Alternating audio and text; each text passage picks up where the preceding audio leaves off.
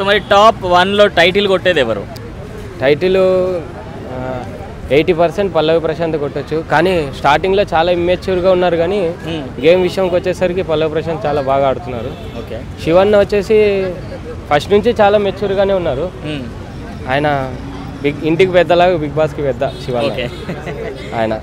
Okay. So మరి శ్రీముఖి గారు ఈరోజు డబ్బులు తీసుకొని రాబోతున్నారు అనమాట హౌస్లోకి. సో ఆ డబ్బులు తీసుకొని ఎవరు వెళ్ళిపోతారని మీరు అనుకుంటున్నారు?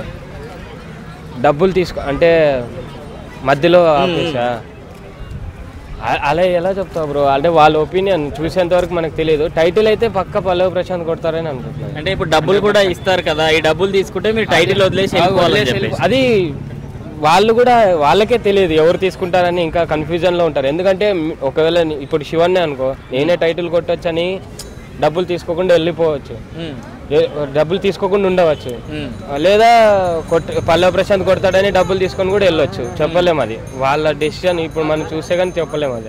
మీ ఒపీనియన్లో ఎవరు తీసుకుంటారని అనుకుంటున్నారు? అమర్దీప్ తీసుకోవచ్చు. అమర్దీప్ గారా? ఎందుకంటే ఆయన ఛాన్స్ కోల్పోయాడు, టైటిల్ కొట్టే ఛాన్స్ కోల్పోయాడు. మొన్న కూడా పిచ్చిగా చేశాడుగా, అప్పుడు అందరికి నెగిటివ్ వెళ్ళిపోయింది. అసలు బిహేవియర్ బాగలే ఒక 3-4 వీక్స్ నుంచి. అంతకుముందు బాగానే ఆడాడు, కానీ పల్లవి ప్రశాంత్ చాలా కాన్స్టెంట్గా ఆడుతున్నాడు, బాగా ఆడుతున్నాడు ఈ మధ్య. సో మరి గెస్ట్గా అంటే టైటిల్ విన్నర్ని అనౌన్స్ చేసే గెస్ట్గా మహేష్ బాబు గారు రాబోతున్నారని టాక్. మరి మహేష్ బాబు గారు వస్తేనే బాగుంటుందా, లేకపోతే వేరే ఎవరైనా సెలబ్రిటీ వస్తే బాగుంటుందా అని అనుకుంటున్నారు మీరు? ఎవరు వస్తే బాగుంటుందని అనుకుంటున్నారు?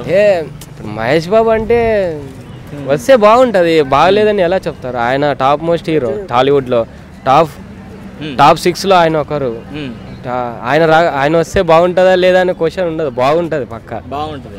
సో వేరే వాళ్ళు ఎవరు రావద్దు అనుకుంటున్నారా? అలా అని ఎలా అంటారు? ఇప్పుడు నేను రామ్ చరణ్ ఫ్యాన్, నేను రామ్ చరణ్ రావాలని కోరుకుంటాను.